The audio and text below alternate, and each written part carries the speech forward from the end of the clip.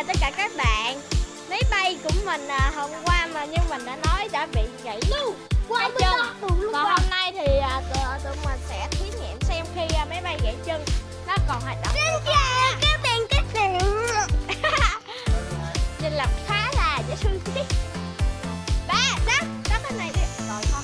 Tính cho mấy bạn xem là chỗ gãy của chiếc máy bay. Và ba đang điều khiển. Đây, nút này là để lên cao, cái này là chạy thẳng, chạy qua, chạy lại vậy nè các bạn. Đúng không? Thế chứ nữa nó chém mình rồi. Cái cắm máy bay này nó còn nguy hiểm luôn.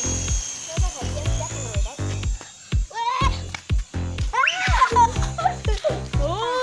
Đây là cái nó bay khá là cao.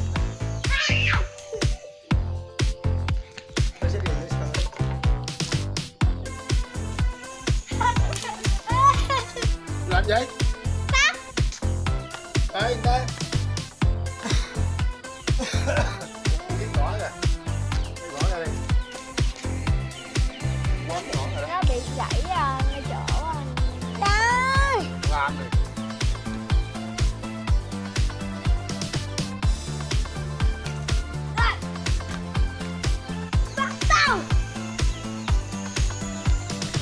Gắn tay cho lên mặt trăng đi, bay hiệu hiệu vậy không có vui. Và hình như nó hoạt động còn được các bạn ạ. Ủa nó bay khá cao luôn. Như vậy mới giống chiếc máy bay của xe đâu. Thôi nó gãy cánh rồi là khỏi chạy luôn, khỏi chơi luôn. Bay cao quá. Rồi nó vô lùm cây kìa.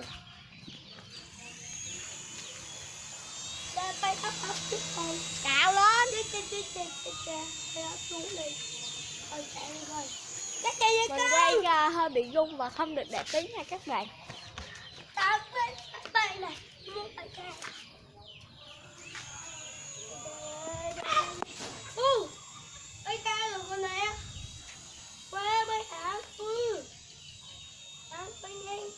Mình sẽ xoay 180 độ cho các bạn xem nha.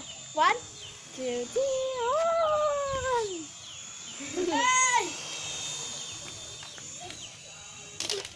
rồi xong.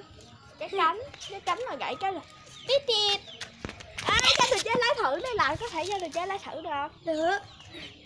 Rồi hôm nay thì mình sẽ lái cho các bạn. Ê, em cầm ở đây nè. Nè. Đừng có bấm nút đó, đừng. Đâu, bấm nút này vậy? Bấm nút đó là chụp hình. Hello, xin chào tất cả các bạn. Xin chào nha. Mình sẽ bay máy bay thử nha. Tôi chết chậm nha. Cho em chụp, đừng có chụp. Ủa lại sao nó chụp?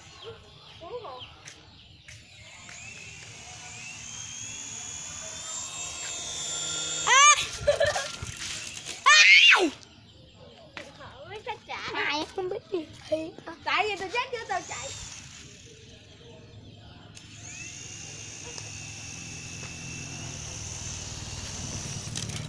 Ủa sao nó kỳ vậy nó chứ? Chuối đầu lên rồi à. Hả? Nè. Mình lái không được cho lắm rồi. Và làm sẽ là người lái nha tất cả các bạn. Các bạn thấy video này hay thì hãy cho một like và nhớ subscribe kênh của tụi mình nha.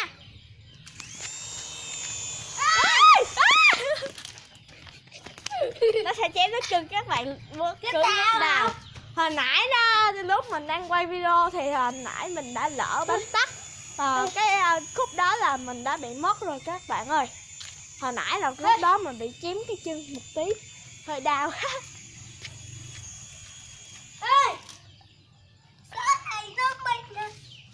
Hỏi nó đi. Cái này là máy bay của Việt Úc tụi mình gửi về đó các bạn ơi. Việt Úc của tụi mình ở bên Mỹ nè.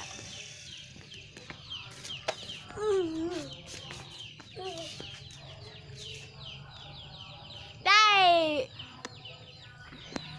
Bầu trời rất là hơi tối. Đó, và đó chính là mặt trăng. Cái bên này.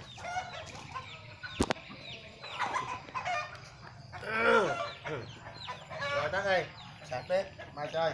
A few moments later.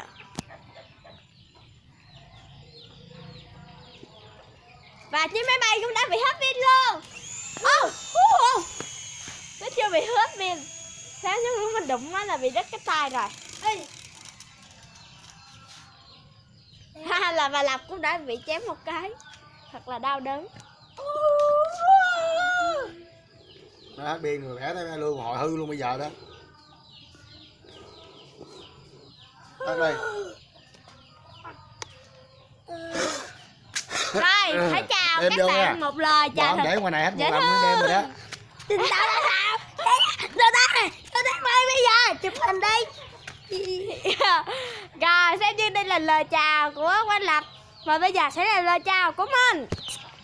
Rồi đó, chụp đi. Nếu các bạn thấy video này hay, hãy cho mình một like. Và nhớ đăng ký kênh của tụi mình nha. Nhớ subscribe đó nha tất cả các bạn. Thôi, chào tất cả các bạn. Xin chào.